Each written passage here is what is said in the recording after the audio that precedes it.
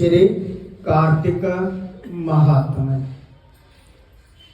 श्री कृष्ण भगवान बोले कि फिर यमराज की आज्ञा मान करके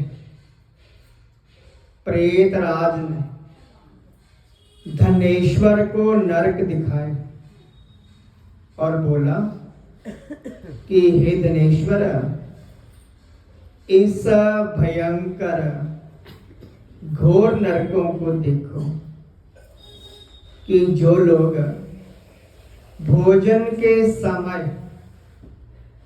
आए हुए अतिथि का जो सत्कार नहीं करते हैं वो यहाँ पर पकाए जाते हैं।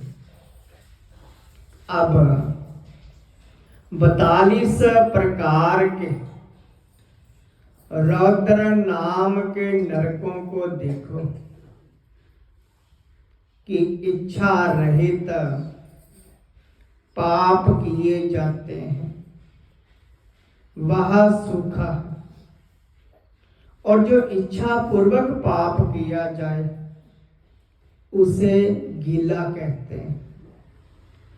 गीले और सूखे दो भेद पापों के होते हैं। नरकों के 84 भेद हैं, किंतु कार्तिक व्रत करने वाले पुरुषों से जो तुम्हारा संसर्ग हुआ, उनके पुण्य के प्रभाव से तुम्हारे सारे पाप दूर हो गए। श्री कृष्ण बोले कि तब प्रेतपति धनेश्वर को यमलोक में ले गया, वहां यक्षों का स्वामी हो गया और वही धनेश्वर धनयक्ष नाम का प्रसिद्ध कुबेर का अनुचर हुआ। उसके नाम से विश्वामित्र ने अयोध्या में एक तीर्थ बनवा दिया था। ऐसे प्रभाव वाला कार्तिक का व्रत भक्ति और मुक्ति को देने वाला है।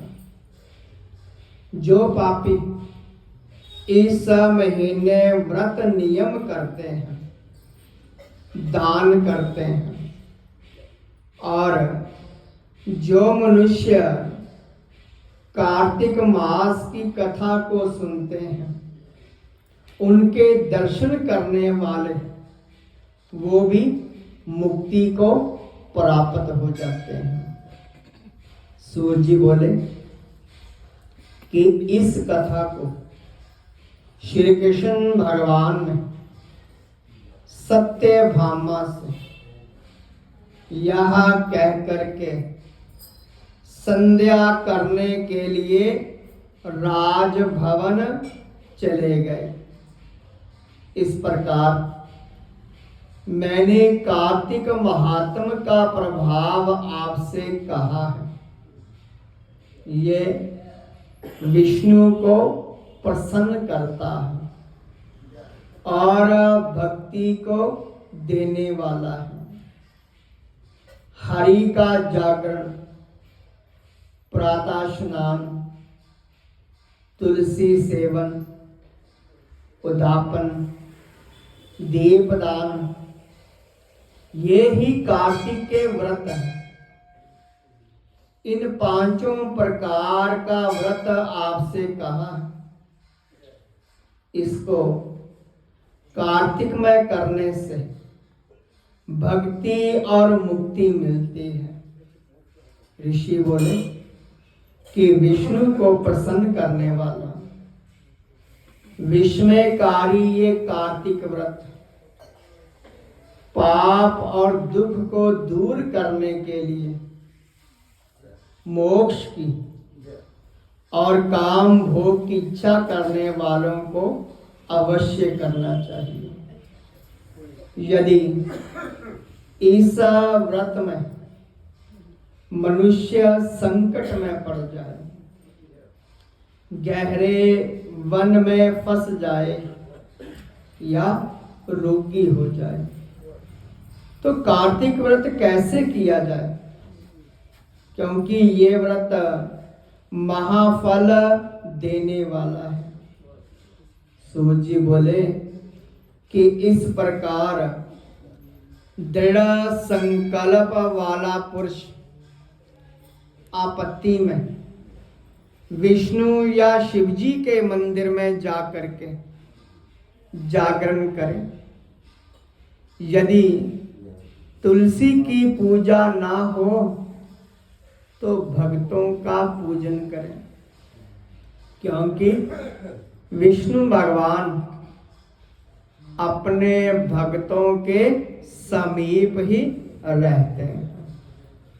इन सब के ना मिलने पर व्रती पुरुष गाय और ब्राह्मण को और व्रत को पूरा करने के लिए पीपल और बड़ का पूजन करें।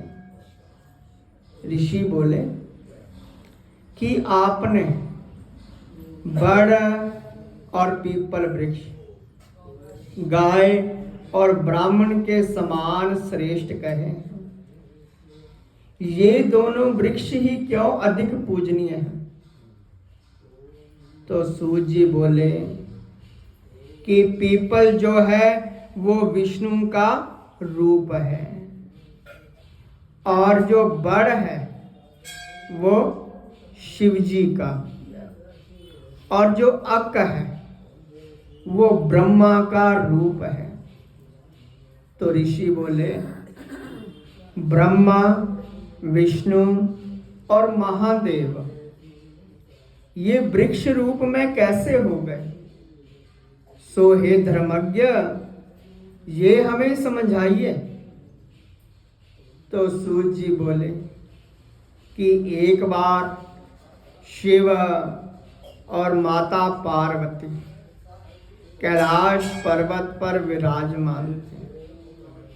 उसी समय ब्राह्मण का रूप धारण कर अग्नि और देवता गए और वहां विघ्न करने लगे, और इसी विघ्न से दुखी होकर के पार्वती ने देवताओं को श्राप दिया कि कीड़े आदि भी विषय भोग के आनंद को जानते हैं, तुमने विघ्न डाला है, इसलिए देवताओं तुम वृक्ष हो जाओ।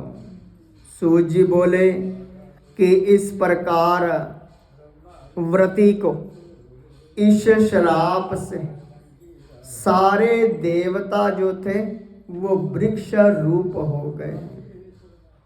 हे मुनीश्वर, तभी से विष्णु और महादेव पीपल और बड़ हो गए, और पीपल का शनि के दिन ही पूजन करना चाहिए, और दिन पूजन नहीं करना चाहिए। ऋषि बोले कि ये पीपल शनिवार के दिन ही क्यों पूजा जाता है, इसका हमें सारा सार बताइए। बोलिए श्री विष्णु महाराज की जय। कथा में राम